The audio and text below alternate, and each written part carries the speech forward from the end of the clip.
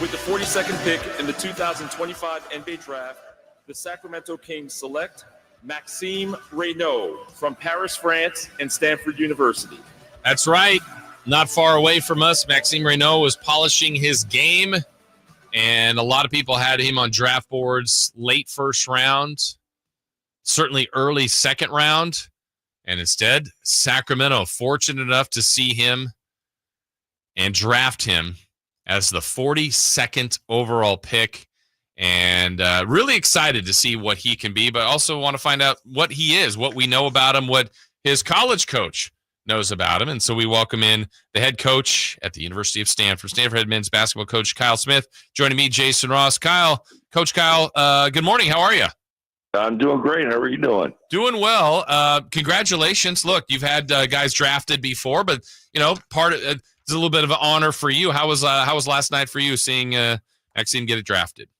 Oh, it's awesome. The guys worked so hard, and where he came from to where he is now is amazing. And to land close to us is pretty cool. Yeah. And I got a former Isaac Jones I coached the year before, so I'm a big Kings fan. Well, we appreciate that. That's for sure. I'm sure you're glad you coached him as opposed to coaching against him. I'd like to start there. What was it like when you were at Washington State and kind of watching him develop, kind of coaching against him? It's an interesting story. His coach in France reached out to me before his freshman year and said, "Hey, Kyle, do you think this is someone you'd be interested in?" I watched about 3 clips and I went running my assistants. How come we don't know about this guy? And so I had a good impression, and then it took him a little while, but going against him, I just thought you could always see the talent was there. It was just a matter of, him getting the experience and getting the reps and growing and developing, and boy, did he. Yeah, it sure looks like, statistically, he had just an amazing season last year, led the nation in double-doubles. You asked and got a lot from him. So was last year kind of the perfect marriage for him as far as work, development, confidence in his game, and then production? Looks like you got a ton out of him last year. Absolutely. It was a good match in the sense, like you said before, I tried to recruit him, and then I had to coach against him. And so I knew what a good player he was. And so there was no, once he said he was staying, and his attitude was awesome about it too. It was kind of a match made in heaven. I love to play really skillful. We run a lot of NBA stuff, what they call open or the 5-out stuff. So he's kind of ideal for that, whether you don't want to play him like Sabonis a little bit. I'm excited that he's going to get to learn from him just being professional. But he also can, he can hit corner threes as a 7-1 guy. He can be, something like that. I think he's a lot like Kelly Olynyk, who's had a really nice career in the NBA. So I think you got a steal. Yeah, there's, look, coaches will always tell you can't teach size. just that frame, 7'1". How did you and how does he utilize that to benefit him? He's just he was one of the nation's leaders in rebounding. Start with that. He's got a really good net. So his size, he protects the rim. He's got that with the perimeter skills he has, and then defensively being able to, and he can move his feet too. So he's almost built. I always say he's like kind of moves like a 7'1" tennis player. He's kind of well proportioned. You'll see as you get to know him. I think he'll get out there, and he's got really good feet. And he's just a two-way player, so he's going to be really good. Yeah, because the NBA too. I'm sure you're watching as a fan of it, and as a coach, you're always watching what everybody's doing. And the way the league works, look, at 7'1", then the other team, all right, let's get him in a switch, let's get a guard on him. Look, if you're going against some of the best guards, that's going to be hard for anybody. But how do you think if he's put in some of those situations, how will he adapt? I think he's better at that, and that was kind of the selling point with the NBA guys, and they're concerned as they should be.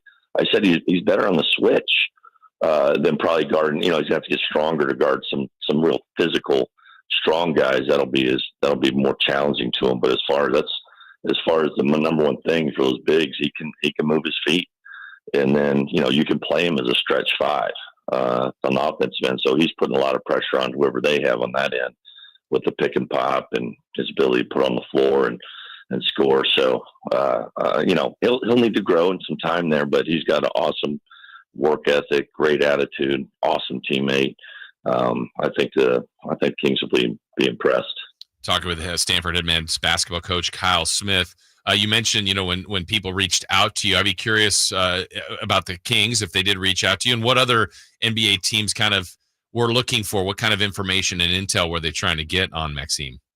They were obviously trying to figure out, what if he could defend at this level, and it's pretty obvious he scored. I think he's he has a very well established resume. I mean, I think he's the only guy that's averaged 20, 10, and made over 53s at this level since Kevin Durant. So there wasn't a lot, and his character is kind of impeachable.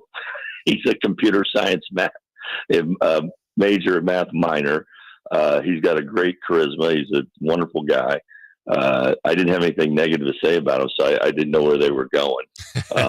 Whatever. And I said, I coached Sacramento's own Jalen Wells, and I was like, he's all a Jalen. And I had Muhammad Gay the year before, and they all three got drafted in that same area. And the last two overproduced. They have 102 starts from, second round. So I feel really confident that Maxime is as good or better than those guys. When the Kings traded up to get into the first round, I thought personally that this might be someone they would be looking at 24. They took Nate Clifford, which a lot of people are excited about. And then when knowing they were at 42nd, I thought, oh man, I don't think there's a chance they could get Maxime. I'm personally surprised he was there. How about you? Are you surprised that he was at 42? Yeah, to be honest, because just the activity like Orlando, Phoenix, Indiana, Brooklyn, a lot of they were really in that. I thought it would be 20 to 40. And literally 10 days before, I would have said 20 to 28. I would have thought pretty confident. And then, we were a little surprised. And, that positional size, what he is, people started look like, people had different needs. And that's why you get in the second round. It seemed like a lot of wings were coming off the board there. And, but it doesn't matter now. He'll have an opportunity, and they'll have to make you got to earn your way anyway. It would have been nice to get that first round status, but he's a worker, and he'll prove himself. So when you coached other guys, like you mentioned, between Isaac Jones, who we know here, and Jalen Wells, like you said, those guys have done some nice things to get, Wells had a phenomenal season this year. Did you kind of know all along when you arrived at Stanford, like, I'm this guy's going to be in the NBA? Yes. Yes. I really felt it was excitement that I was like, this guy should make it. And the first thing you have to have usually is positional size. And he's oversized. He's really an oversized foreman. And so you got that. He's very skilled, and then he's high character, really intelligent, and just still, he hasn't played that much basketball comparatively. Some of those guys. I mean, he's, he played in France. He didn't even play in INSEP, but he's had some national team experiences. He's really the same age as Victor Wembanyama. So I think there's really bright future here. And the whole thing about, drafting a player is, you get them in your system, you want them to grow, and people talk a lot about ceilings and floors. So, I mean, look, it's all going to be on him and the Kings and how they groom him. But what do you envision, a potential ceiling could be for Maxime? Well, I think they'll realize that, I think he's a potential starter. I mean, not necessarily for sure, but I think he just can be it, because I do think his size, he can defend, and he's super skilled. I do think somewhere that's a possible. I think he'd be a great, if he makes it to what he can do, I think he'd be a great fourth or fifth option floor spacer out there all the time. And that'll be, the strength and conditioning and investment there, and defensively and that. And like I said, he's got some Lithuanians there that can bring him along. They're that kind of grit that they have. Yeah. So I like I said, I think he, now I do think he can get on the floor and be a stretch five as a rookie. Sometimes I think he could be able to get out there, because I know as a coach, I'm sure Coach Christie feels the same way. When you get all that shooting out there, you don't have to call plays anymore. Yeah. And you think everything becomes a little easier. Yeah. And you think, Coach, you mentioned him earlier, but you think he could spend minutes and reps and rotation time with Sabonis on the floor together? Absolutely. But he'd probably stick Maxime in the corner and let Sabonis wheel and deal. Yeah. He's the same thing. Floor spacer, a little more side, help on the rebounding front.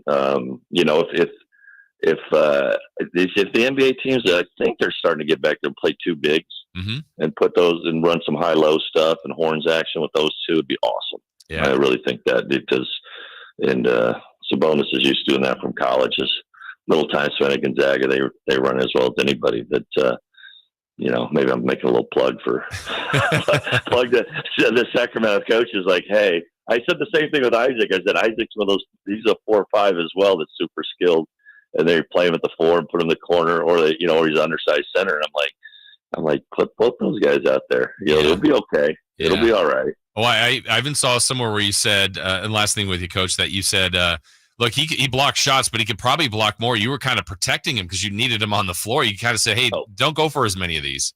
No, he was not allowed to try to block shots. That's what I said. But the same thing with Muhammad Gay. We had him, and everyone's like, he doesn't block shots. I said, we could not function with him on the floor. And actually, by the end of the season, he got pretty good because he's so good and he has such good feet.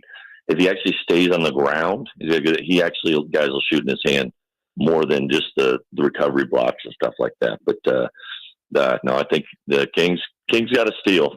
Well, we are looking forward to it. Congratulations to you, Coach. I know there's a pride in that for you at Stanford. Absolutely. And now we know we're definitely going to see you around at some games. I look forward to that too. Thanks for joining us, and best of luck. All right. Thank you very much. All right. Appreciate it. That's the head coach at Stanford, Kyle Smith.